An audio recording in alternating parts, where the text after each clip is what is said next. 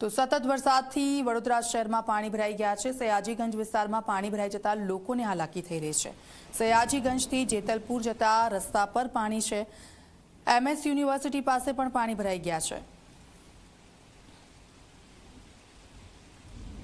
વડોદરા શહેરમાં ધોધમાર વરસાદ વરસી રહ્યો છે, જેના કારણે શહેરના અનેક નીચાણવાળા વિસ્તારોમાં પાણી ભરાયા છે।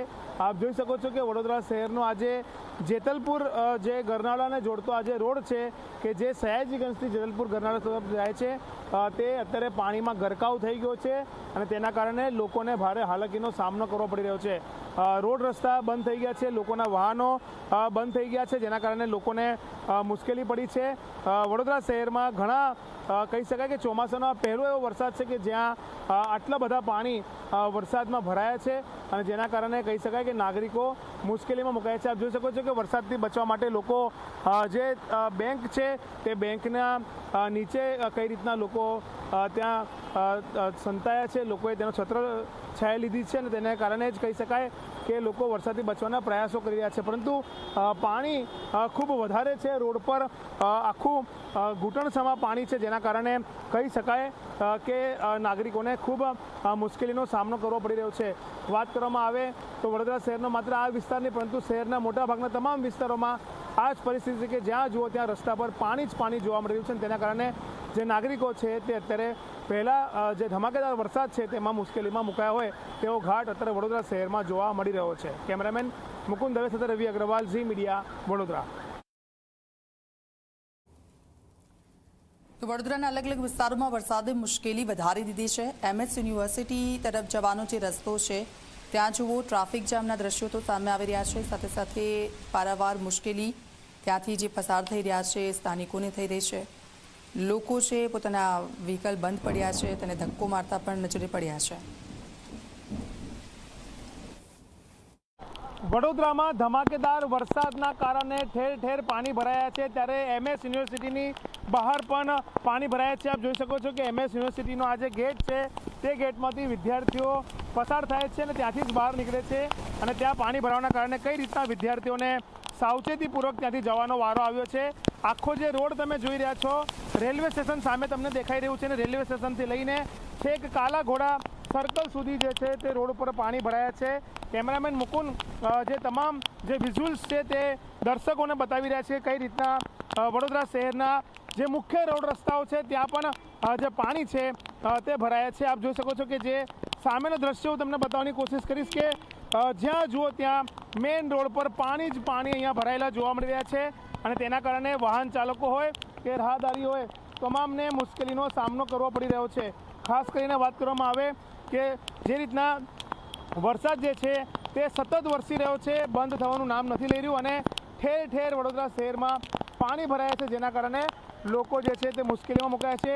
ચાહે તે રાહદારીઓ હોય કે વાહન ચાલકો હોય, બંનેને મુશ્કેલીનો સામનો કરવો પડી રહ્યો છે। એક કોલેજનું ગ્રુપ છે જે પાછળ આવી રહ્યું છે, તેમને બતાવવાની કોશિશ કરીશ કે તેઓ કઈ રીતના અહીંયા આપ જોઈ શકો છો કે આ તમામ લોકો અહીંયાથી પસાર થઈ રહ્યા છે।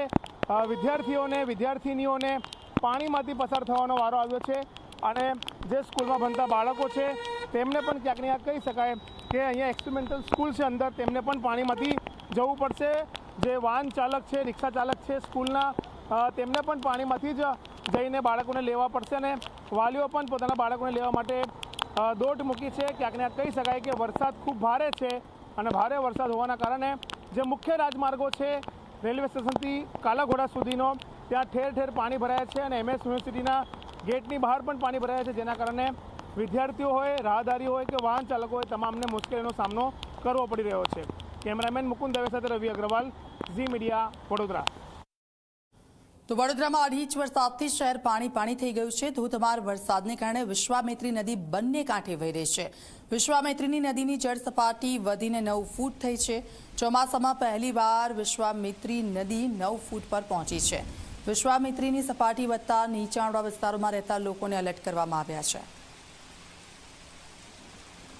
2.5 ઇંચ વરસાદમાં વડોદરામાં ઠેર ઠેર પાણી ભરાયા છે અને વડોદરામાં વિશ્વામિત્રી નદી ચોમાસામાં પહેલી વખત 9 ફૂટે વહેતી થઈ છે। આપ જોઈ શકો છો કઈ રીતના વિશ્વામિત્રી નદી અત્યારે બે કાંઠે વહી રહી છે, જેના કારણે કહી શકાય કે એક વિશ્વામિત્રી નદીનો જે નજારો છે તે એક અલગ જ નજારો અહીંયા દેખાઈ રહ્યો છે.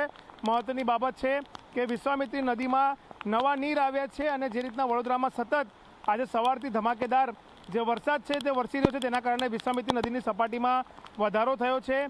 ગઈકાલ સુધી વિશ્વામિત્રી નદીની સપાટી 3 ફૂટ હતી, જે વધીને આજે 9 ફૂટ પર પહોંચી છે. મહત્વની બાબત છે કે આજવા સરોવરમાં પણ સતત જે ઉપરવાસમાં ભારે વરસાદ વરસી રહ્યો છે અને ત્યાંથી પણ વિશ્વામિત્રી નદીમાં પાણી અહીંયા જે છે તે આવી રહ્યું છે. તેના કારણે કહી શકાય કે નદીની સપાટીમાં આટલો વધારો થઈ રહ્યો છે. ખાસ કરીને વાત કરવામાં આવે તો વિશ્વામિત્રી નદીની ભયજનક સપાટી 26 ફૂટ છે અને 26 ફૂટ થશે ત્યારે શહેરના જે નીચાણવાળા વિસ્તારો છે કે જ્યાં વિશ્વામિત્રી નદીના પાણી ભરાય છે ત્યાં સાયરનો વગાડવામાં આવશે, ત્યાં લોકોને શિફ્ટ કરવામાં આવશે. અને કહી શકાય કે હાલમાં એવી કોઈ પરિસ્થિતિ નથી થઈ, પરંતુ જે રીતના વરસાદ સતત અવિરત વરસી રહ્યો છે, ધમાકેદાર વરસી રહ્યો છે, તેના કારણે જો આવો જ વરસાદ સાંજ સુધી વરસતો રહેશે તો ચોક્કસથી વિશ્વામિત્રી નદીની સપાટીમાં હજુ વધારો થશે અને ક્યાંક ને ક્યાંક જે નીચાણવાળા વિસ્તારોમાં લોકો રહી રહ્યા છે, જે વિશ્વામિત્રી નદીના અફેક્ટેડ વિસ્તારો છે, ત્યાંના લોકોને અલર્ટ પણ કરવામાં આવશે અને અત્યારે પણ કેટલાક લોકોને અલર્ટ કરવામાં આવ્યા છે. અને આમ કહી શકાય કે કોર્પોરેશનનું જે તંત્ર છે તે સતત આના પર નજર બનાવીને રાખી રહ્યું છે. મ્યુનિસિપલ કમિશનર સતત શહેરમાં વિઝિટ કરી રહ્યા છે અને ક્યાંક ને ક્યાંક કહી શકાય કે નદીની સપાટી જે વધી છે તે અત્યારે એટલી ચિંતાજનક નથી, પરંતુ જે રીતના વરસાદ સતત વરસી રહ્યો છે તે ચિંતાજનક છે. અને જો વરસાદ બંધ નહીં થાય તો ચોક્કસથી વિશ્વામિત્રી નદીની સપાટી છે તેમાં હજુ પણ વધારો થઈ શકે છે. કેમેરામેન મુકુંદ દવે સાથે રવિ અગ્રવાલ.